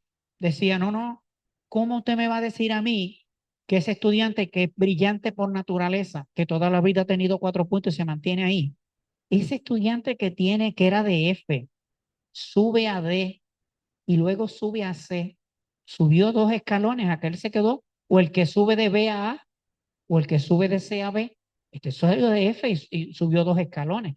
Pues tiene que haber una escala que valore el esfuerzo y no el producto final, porque el producto final puede ser casi cualquier cosa. Es el esfuerzo que el estudiante coloca para todo esto. Y a veces pensamos que las personas no tienen talento. Ustedes conocen a un compañero agrónomo que está en la televisión, Douglas Candelario. Douglas Candelario viene de un hogar extremadamente pobre en la zona metropolitana y ese hombre, como dicen por ahí, aló pajas del tanque para estudiar en el colegio de Mayagüez. Y como él dice, me gradué japa con laude. A veces cuando se encuentra conmigo me dice, yo me copiaba de ti. Le digo, no venga con cosas porque no somos de la misma edad. No hagas paquete. Pero Douglas se gradúa como una de las notas de agrónomo de las más bajas en la facultad. Pero alguien puede cuestionar lo que ese hombre ha logrado en el campo de él, que es la horticultura. El hecho de que no entendiera quizás al doctor Cedeño o a cualquier profesor de los que estaban allí para aquel tiempo, no quiere decir que no tuviera la capacidad. Y vemos personas, por ejemplo, casualmente en el hospital que está mi mamá, yo me encontré un estudiante que me cortaba clase. Era atleta, casualmente, Carmelo, y ahora es enfermero. Y está allí, está dando un excelente servicio. Y me encontré con otro los otros días que también me dijo, sí, usted no se acuerda de mí porque yo le cortaba clase. Bueno, Sí, y están muy bien. Hay otros que siempre han sido muy competentes. Así que en esta parte de la competencia académica, porque aquí hablamos de la competencia deportiva, pero en la académica también hay competencia. En eso pues ya la cosa es diferente, porque el sistema de la manera que evalúa puede estar cometiendo injusticia y conste, yo estuve en él, yo tuve que seguir esas reglas tal y como estaban, pero aprendí desde bien temprano que el centro del sistema es el estudiante, no es el maestro, es el estudiante. Y que hay que en todo momento evaluar a favor del estudiante. Ahí venía un estudiante y a veces yo hacía una pregunta y decía un disparate, pero mire, contestaban cosas que a veces uno decía, pero ¿de dónde es el muchacho? La verdad que está en... Pero en todo momento, cuando el grupo empezaba a reírse, yo me la sacaba de las mangas y buscaba de alguna forma que lo que él estaba diciendo, enlazarlo en la conversación, porque algo de lo que yo dije lo indujo a dar esa respuesta. Fue que yo no hice la pregunta correctamente y a veces decía, no, no, perdónenlo. Pasa que yo no hice la pregunta correctamente. Fulano, esto y esto y esto y esto. Y entonces, ¿por qué lo voy a hacer sentir mal? La próxima vez no participa. Y cuando a veces, de una vez me habla, no sé qué pregunta yo hice, que salió hablando de los conejos que tenía en la casa. Y yo entre mí, yo dije, ay, mi madre, ¿pero qué tiene que ver esto con los conejos? Pues entonces empiezo, ajá, Jorge, ¿y cuánto tú tienes allá casualmente? ¿De esto? Sí, pero mira, vamos a aprovechar, exprésate aquí, explícanos cómo, en dónde tú los tienes y cómo tú haces para esto. Porque en eso él es bueno. Entonces, cuando los estudiantes que son de 4 puntos lo miran y dicen, de eso él sabe, de eso yo no sé. Y empiezan a respetarlo y siempre darle la oportunidad porque alguien es bueno en algo, pues en ese algo vamos a ayudarlo a que brille, ¿no? Y ese muchacho pues ahora trabaja como director de una oficina de enlace del municipio con Castañer y era masón y qué sé yo, hizo su vida. Y yo rastreo a mis estudiantes, donde quiera que me los encuentro, había uno casualmente de educación especial y tenía físicamente se le notaba, pero además de eso, pues tenía sus cosas, pero era el mejor operador con la máquina de pala, nivelaba perfecto, aquello era un genio. Pues está en una compañía y muy bien. Un día llega, estoy yo en un negocio y usted dirá, pero yo voy a los negocios, me encanta ir a los negocios. Pues hay gente que le gusta ir a la iglesia y hay gente que le gusta ir a los centros espíritas. Si mis amistades están allí, yo voy allí. Los diamantes están en el carbón de la mina. Yo he sabido ir a un negocio y terminar hablando de espiritismo con el bartender. Y cuando termino me dice, yo necesitaba esta conversación. A veces te ponen ahí. Y como yo no le tengo miedo al caricordón ni al que lo cortó, pues nos damos una cerveza, qué sé yo qué, aquello lo otro. Yo sé mis límites. Pero nunca he tenido miedo ni con el mundo espiritual ni con nadie de voy por ahí. Entonces, estando en ese negocio, llega ese muchacho con su hijo. Y cuando llego, Valentín, le doy un abrazo y empiezo a hablar con él. Y al rato halo al nene y le digo, ¿tú ves a tu papá? Ese es un ejemplo de superación. Y yo fui el director de escuela de él y lo vi salir de un grupo con limitaciones. Mira dónde ha llegado, mírate en su ejemplo, respétalo y admíralo. Porque, y él por poco se echa a llorar porque alguien le tenía que decir al nene de dónde viene papi, ¿no? De dónde sale. Y así por el estilo. Otro que desencarnó, me encontró un día uniformado de policía y me dice, maestro, usted fue la única persona que habló bien de mí. Y yo conservo una medallita que usted me regaló, que yo las encontré allí en un paquete que el maestro anterior, no sé, no los habían repartido, qué sé yo qué. Yo lo premié porque tenía un proyecto agrícola, un agricultor. Y un dengue lamentablemente hemorrágico, pues falleció y yo fui y despedí el duelo. Pero cuando me lo encontré en la calle me dijo eso, usted es la única persona que ha hablado bien de mí.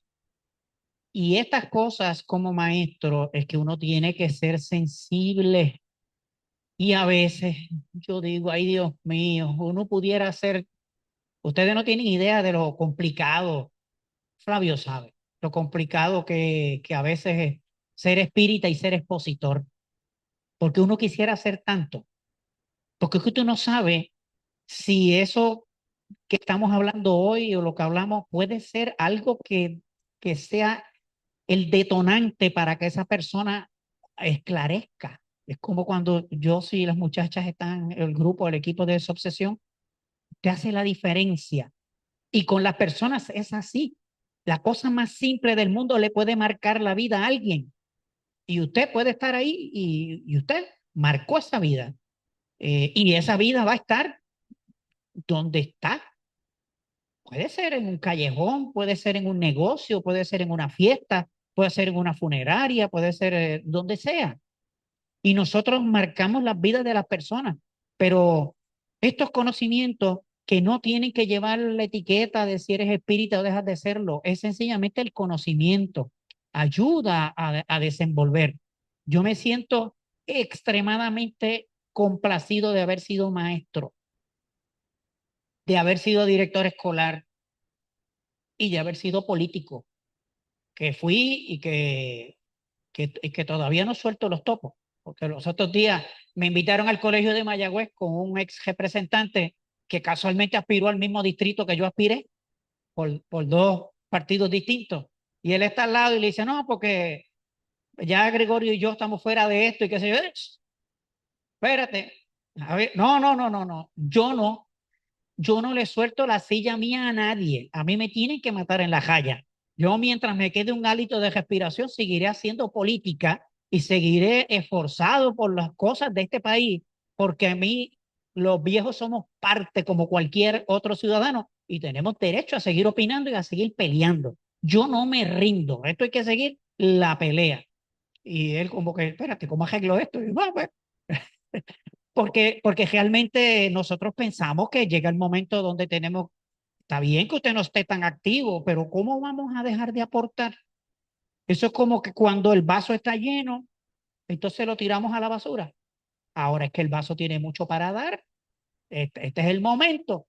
Y cuando se acaba el vaso, pues espiritualmente vamos a venir por ahí a colaborar. Yo no sé hasta dónde me permitan meterme, pero si me llegan, yo espero que el mundo espiritual me tendrá que poner una cadenita para que no me mande, pero si es ahora que estoy encarnado y me meto en todos lados, pues espiritualmente me imagino que estaremos en cada cosa. Pero esa es la grandeza de esta filosofía, hermanos, que no es una filosofía egoísta, porque ¿para qué nosotros vamos a estar aprendiendo todas estas cosas? ¿Para quedarnos con eso? No, esto es para compartirlo y es para aplicarlo y es para llevarlo. Ustedes no tienen una idea, como dijo la hermana, del esfuerzo que me cuesta a mí estar aquí, pero yo le decía al mundo espiritual, ¿para dónde voy? ¿Para acá o para allá? Estaré fallando, dejando allá, digo, yo esto tengo que seguir porque estos son dos luchas y hay una responsabilidad acá en el campo material, pero yo la dejo atendida, pero también tengo que atender la otra porque es bien fácil decir, mira, no puedo y eso es una excusa que cualquiera entiende y admite. Pero espiritualmente ustedes no tienen idea de cómo te ayudan a acomodar las cosas, cómo te ayudan. Te pide, eso dará, pero siempre tiene que ser con merecimiento. Nunca pida nada que no se merezca. ¿Y quién se merecía estar aquí? Ustedes, no yo. Bueno, y me dieron el pase para venir para acá, pero el mérito era de ustedes, porque ustedes estaban aquí y cómo yo no iba a estar, pues tenía que estar. Así que en ese sentido, cuando pienso, no pienso en que yo tengo que estar, no, en que ustedes necesitan que yo esté, por lo tanto es para ustedes el mérito y es la colaboración. Así que esto, eh, ser espírita es complejo, pero se puede. Ahí es la pregunta más, ¿verdad? ¿Alguna otra preguntita o comentario, Robert? Es un comentario. Gracias por decir todo lo que estaba diciendo hasta ahora. Me dio sentido. Esta mañana llegué tarde. Esta mañana me estaba bañando y estaba lleno de espuma. Cuando la vecina me llamó porque mi sobrino tiene un dolor de pecho y se estaba quejando. So, yo dije, ¿qué hago? Yo voy para el centro, faltan 15 minutos. So, mandé a Carmen para que fuera allá para ver cómo está el muchacho. Fuimos allá. Tiene 50 años, no es ningún nene, pero es sumamente grueso. Vive solo. So, lo mandamos a bañar y eso, a lo que venía la ambulancia, tuvimos que esperar por todo eso. Mientras yo estuve en ese proceso, pensaba en el centro, ¿verdad? Y el no llegar y mira la hora que me voy, pero voy a ir para allá, como quiera voy a ir. Y ahora que tú dices eso, me siento muy satisfecho de haber estado allí. La ambulancia llegó, se lo llevaron, estabilizaron y qué sé yo, llegó el otro hermano. Y entonces me vine de camino a Jorao y al mismo tiempo dije, fíjate, no, tuve tiempo y espacio para dos cosas. Y me perdí en una cosa ya, pero quizás me gané otra. Y eso me he sentido bien y ahora pues lo digo, ¿verdad? Con la confianza. Así que gracias. Y gracias al día a lo que me está dando. Sí, esa es la belleza de estos conocimientos y de usarlos en el día a día. Eso es lo importante, usarlos en el día a día. Yo creo que el error quizás que más cometemos, y me incluyo los espíritas, es que como que hay momentos donde actuamos como automáticamente y no subimos el análisis a la parte espírita para ver desde esa óptica cómo debemos actuar. Y actuamos. Y yo recientemente me mandé en unos comentarios en un lugar y estoy esperando encontrarme con la persona para disculparme. Puede ser que me dé una pescosa, pero pues si me la da, me la merezco. Pero el punto es que hay que estar atento a todas las cosas, los pasos que damos, las cosas que hacemos y ver cómo insertamos y poner en práctica las cosas, porque bueno, si cometió un error, ¿qué va a hacer? No se va a echar a llorar. No voy a sentarme a pedirle perdón a los espíritus, tengo que pedirle perdón a la persona que se pudo haber sentido herida u ofendida, pero también haciéndole conciencia de cuál también es su error. O sea, yo admito el mío, pero tú admites el tuyo y que estemos en igualdad de condiciones. Así que es una filosofía maravillosa. Lo que nosotros hablamos de los deportes es parte. Hemos hablado de otras cosas y de otros temas y que en estos momentos en que la dinámica mundial se debate en que estamos cambiando las reglas del juego que habían venido de la Segunda Guerra Mundial para acá. Necesitamos mucho pensamiento, necesitamos mucha templanza, a veces nos desesperamos, yo me cojo a veces deseando que tantos coágulos que pasan por ahí por las venas de gente buena y hay algunos que no le tapan la tubería. Pero después digo, no, yo no puedo desearle la muerte, hay que dejarlos que esos espíritus cometan el error. A veces es necesario que pasen ciertas cosas porque la adversidad pone a prueba a los amigos y descubre a los enemigos. Aquí siempre ha habido un velo de inocencia sobre unas personas, sobre unos países de que eran los salvadores, los santos y demás. Y a veces es bueno que ese velo se levante de vez en cuando para que sepamos con lo que estamos bregando en Oriente y con lo que estamos bregando en Occidente. Y estas situaciones como que los revelan de qué es lo que hay detrás de todo esto, para que no nos llamemos a engaño y nos metamos en los grupos pensando que estos son totalmente buenos y que aquellos son totalmente malos. Y ahí vamos a empezar a entender cuál es la dinámica. Pero en estos momentos creo que la humanidad tiene un reto enorme, enorme, enorme, enorme, porque aquí había habido un esfuerzo de fraternidad, había habido unas uniones que se habían hecho, unos acuerdos para los, inclusive cuando usted cogía un prisionero de guerra, ese prisionero tenía los derechos. Y cuando vemos todo este tipo de cosas, como que pensamos que estamos retrocediendo. No, no estamos retrocediendo, está retrocediendo el que lo hace. Y tal vez no retrocediendo, siempre fue así. Lo que pasa era que nosotros creíamos que no eran así, pero son así. Y todo esto pues nos da un poco más de luz para que podamos ver realmente que no puede haber sistemas perfectos, que las democracias no son perfectas, que los sistemas socialistas no son perfectos, que los sistemas comunistas tampoco son perfectos, que todo depende del grado evolutivo de los seres que habitan esos países, pero que a la luz del espiritismo podemos evaluar eso y saber dónde estamos y hacia dónde se mueve la humanidad.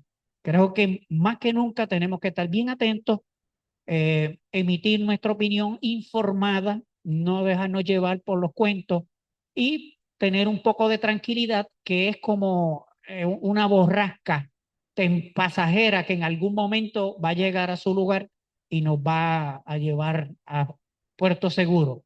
Así que cuando haya la oportunidad en el futuro, hablamos de esos temas, pero creía que era necesario traerlo ahora porque sé que ahora es que está la preocupación, estas semanas que son cruciales y por eso lo traje. ¿Cómo es? El que tenga oídos para oír que oiga, y el que tenga ojos para ver que vea. ¿Alguien más? ¿Estamos? Pues entonces hemos finalizado la actividad con Gregorio en la mañana de hoy. Sumamente agradecida a nombre de todo este grupo fantástico y entusiasta de nacimiento. Gregorio, Gracias a ustedes.